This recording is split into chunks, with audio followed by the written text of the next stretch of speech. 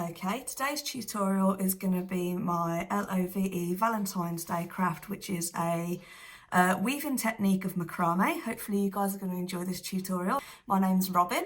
I am a macrame cord shop owner, so I do these tutorials for free to advertise my amazing macrame cord. And you're joining me at home to take a look at how this pattern is created and how you can make your own. So I just wanted to show these two because when we hang our vertical cords to this pattern, as you can see, any colour you want will come out at the bottom of the fringe. On this one, I've just gone for one colour, and on the one that we're about to make, we're going to go for rouge cord vertically. So there's going to be rouge at the top and rouge at the fringe, but I'm actually going to weave natural coloured 5mm single ply cord across all of the rows. I'm going to work from this direction, and then when I get to the end I'm going to work back in the opposite direction. When I get to the point where the colour is going to be, I'm going to be adding in additional cord. So before we get started with that, I have produced a chart for you guys so that you can do this yourself. I've used a knitting chart generator, which some people might be familiar with who like crafts, but some might not. It's basically just a way of colouring in blocks on a table. You can do this at home with a pen and paper and just some chart paper, however you want to do it. But the main thing is that I have produced this PDF if you want to go and download it for free at my website and blog, unitedknots.com. It's got the measurements and supplies, which is a wooden dowel or stick, about 9 inches, 23 centimetres. I've measured 16 lengths of 5mm single ply cord. And the important thing about that is that the measurement of 5mm single ply is about 80 centimetres. So if you take a look up here, I've got some on a clothing rail, which is how I normally like to work. And how I figured out this calculation, 80 centimetres, it's roughly, that's probably a bit too long to be honest with you. I simply just went from the tip of my finger to my arm, to my elbow, repeated the process again to the end, and then cut the end. And I created 16 of these. So that length is 80 centimetres. I grab the ends, I fold them in half, and then I'm going to attach them to my dowel by simply looping it behind the dowel, pulling the ends through and pulling it tight. So what you'll probably see now is actually that the other cords that I hung were a little bit longer. So 80 centimetres is longer than my arm length, but realistically, if you look at this one, we don't need vertical hanging cords to be any longer than the predicted length of the pattern. So there you go, you can get this cord, 5mm seriously soft rouge, from my website unitedknots.com. And now that we've got 16 cords hanging across here, we're going to move on to the next step. As you may see on here on my chart, this is one here, so it's 2 cords equals 1 column. We're going to take our coloured cord that's going to be our background colour, and my top tip for this is to always have it behind what you're tying, and always try and have the tail in the general direction in which you're going to go. That way you don't get confused, you don't start tying in different directions. So behind the cords that are hanging and tail in the direction of which you're going to go. And we're simply going to loop it round, and we're going to loop it round twice. And what I should have said was that this cord, I've just sort of chosen a random length that I thought I would be comfortable working with. Because what happens is these knots gobble up a lot of cord. So I haven't given a specific measurement for them. Because ultimately, when you run out of cord that you're comfortable working with, we're just going to add in a bit more. It doesn't make any difference in this sort of project. You can have short bits, long bits, doesn't matter, whatever you're comfortable with. But that was one pair of double half hitch knots. So hopefully you guys could see that, and that was perfectly clear. So I'm going to do the same again. I'm going to make sure that my cord is behind where I'm tying. I'm going to make sure that my cords are going in the direction, my tail is travelling in the direction that I want to be travelling from here to here. And I'm just going to flip it over one, pull the length through, like so. I'm going to place it close to the top, give it a little pull, and then I'm going to do one more like so. And I'm going to pull it nice and tight at the top, because what we ultimately don't want is we don't want to be seeing the red underneath. Now I'm going to travel all the way along here till I get to the end to show you what we do for the next row, where we're going to be adding some colour in. We're going to have to reflect our actions with our knots, and I wanted to show you guys how to travel in the other direction. So, like I said before, perfecting this comes from making sure that your cord is behind and that your tail is going in the direction of travel. So to demonstrate knots going in this direction, you'll see that I'm taking the tail from this side, and this time I'm pulling it over to the right and then back to its original starting point. So that's one. And you want to make sure there's not a big loop at the back here, and then two. So that's how to start tying your knots in this direction. All of the knots that we tie on this row are going to go in this direction. When we get to the other side, we're going to flip it round, make sure our tail is going back that way, and start tipping our knots over in that direction. So hopefully that makes sense. If I get my chart that I prepared for you, and you take a look at this, we are now here. We've travelled all the way across to 16. We're now here, and we've tied some of our hitches. Now I can see here that the next square is for some more hitches of this colour, and then we're going to start adding in our rouge cord, because my letters are going to be rouge as per this pattern. So we're doing 2 natural, and then we're going to go 1, 2, 3, 4 in rouge. And that's the beauty of this pattern. It's really nice, is that whenever you add in cords, it doesn't untie all the rest of the knots. They don't have to continue, because each time you tie a knot, that cord and that colour is then secure, which is great. So we're going to do 1 more natural, and then we're going to do 4 in rouge, working across this way. How to add in a new colour. So I've got another length here. Like I said, I haven't got a measurement for this.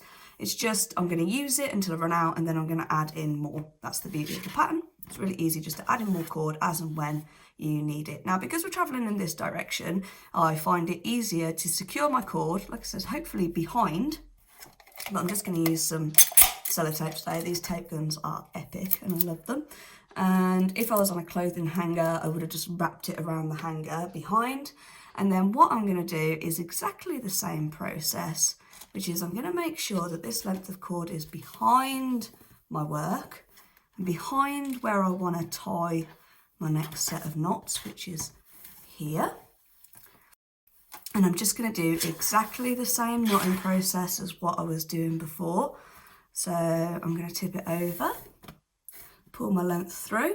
This length is probably a bit long for demonstration purposes. Not pull too tight, because I don't want to unanchor it from where I've secured it. But just again, to make the point is, now that I've tied that one knot like that, and it's tight, technically that doesn't need to be anchored anymore, and I could just snip that end away and it wouldn't affect my overall finished look. So that's one. I'll do the others for you because I want to show you next how I then pick up the previous colour from behind.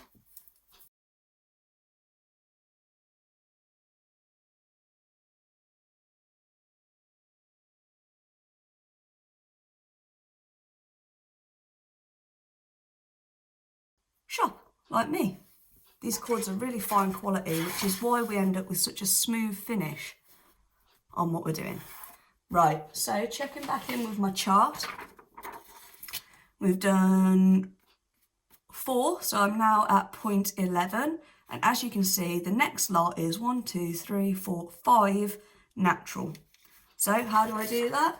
I simply go behind my hanging, identify this working natural cord that I did these knots with, make sure that they're behind all of my knots.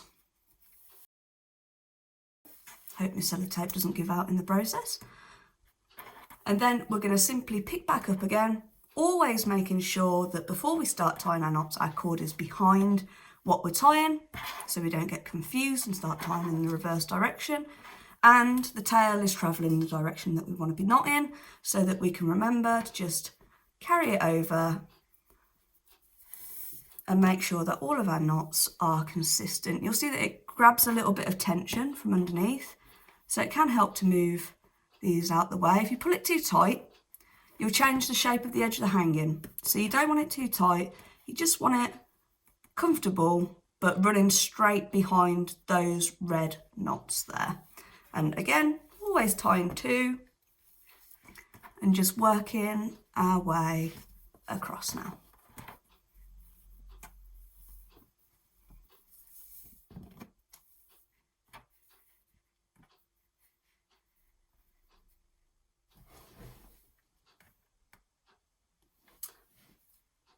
Okay, so I'm back. I have spent the afternoon finishing off these knots, and I just wanted to show you sort of like last bits, tidying up, how you can make the hanging finished, the finished article. I'm just going to lift that up so hopefully you can see. I did mention before that I cut the blue one that I made a bit short, I felt.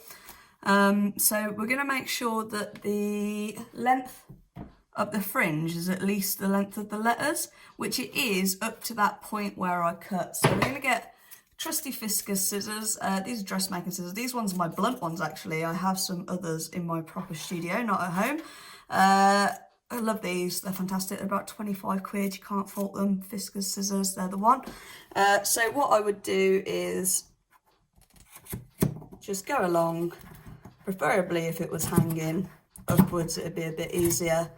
Cut the bottom to approximately the length that I want. The last thing I'm going to do for this fringe is I'm going to find an unusual tool, here we go, that not everybody is aware of. This isn't animal hair, but it is an animal brush. This is a wire animal brush, and it's what I use to comb my fringes out. And as you'll see, if you're using my 5mm seriously soft rouge, it starts to make these flat, amazing fringes, combing at the bottom to start with, and then working your way up. You can see that really easily combs out, no resistance. A few little flakes from my previous project in there for you guys, but there you go. For the back preparations and making your project nice and tidy, you may recall that I said that because these are all knots, this is all fixed now, so it doesn't really matter what we chop at the back. So if I flip the project over, it looks like this. And I'm going to choose some choice cords to cut, and I'm going to choose some cords to tie as well. So this is the very first cord that we had. I'm not going to cut that short because I don't want there to be a little fray at the edge. I'm just going to pick a loop over here and tie a quick knot in it so that it's secure, and then cut the end of that instead. This doesn't matter, it's up to you really, it's personal preference whether you want the lines going across. I'd say that's a bit too much there, so I'm going to remove that, but I'm totally okay with it because I know that it's secure. That's a huge length there where I added more in, and that, so you can sort of just be careful, but you know, get rid of quite a lot of the excess bulk out of the back of the project. Cutting that one there, definitely that one there, that one there, that one there. Again, the bottom cord, the very last cord, I don't want white in my fringe, so I'm gonna choose a loop that I haven't cut, just force it over and tie it. Alternatively, you can stitch it. There are some extreme macrame artists out there that refuse to stitch. I'm not one of those. You can stitch a few bits in if it helps with the overall aesthetic, particularly if you're going to sell something like this. You know, you don't want unhappy customers saying that the back of the work's very untidy. I'll get rid of that piece there because it's not actually part of the fringe, and get rid of this piece here. So there you go, that's all you need. So hopefully that gives you guys a bit of a starting point, a bit of inspiration for you to do your own letters. The next one that I'm going to do is going to be the word home, I think. I'll just get my pet brush back out. You can see that it's got a little bit left over there, but hopefully that's in the middle of the frame.